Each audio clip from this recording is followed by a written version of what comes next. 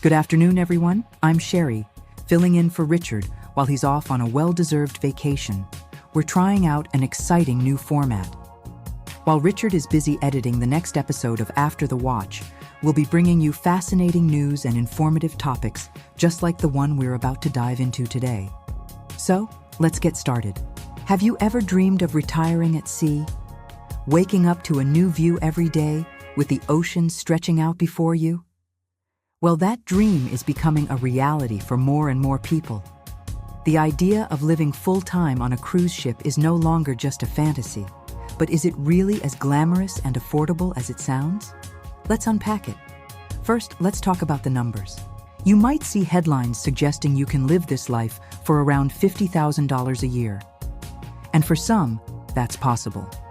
By booking back-to-back cruises, sticking to the less expensive interior cabins, and being very mindful of onboard spending, you could potentially keep costs in that ballpark.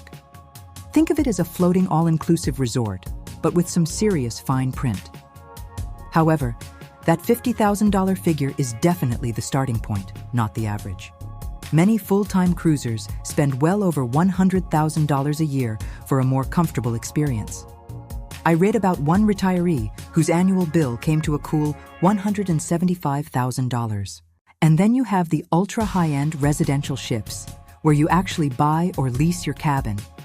These can have upfront costs in the hundreds of thousands, on top of hefty annual maintenance fees. So, the price range is huge. Now, let's talk about one of the biggest catches: healthcare. This is a critical point. The medical facilities on a cruise ship are equipped for basic issues and emergencies, but they are not hospitals. For anything serious, you'll need to be evacuated to a land-based facility. And here's the kicker. Standard U.S. Medicare often doesn't cover you once you're outside of U.S. ports.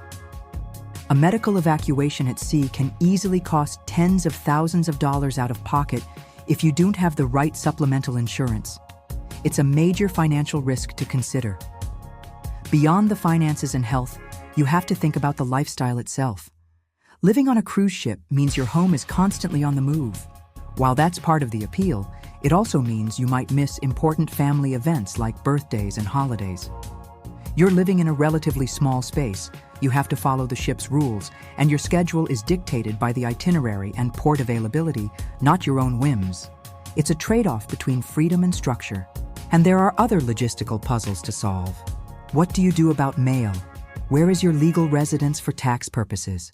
How do you handle visas for longer stays in certain countries? These are not small details. They're complex issues that require careful planning. Before you even think about packing your bags, you need to ask some serious questions. What kind of cabin can you truly afford year-round? Are meals, Wi-Fi, laundry, and all those little extras included?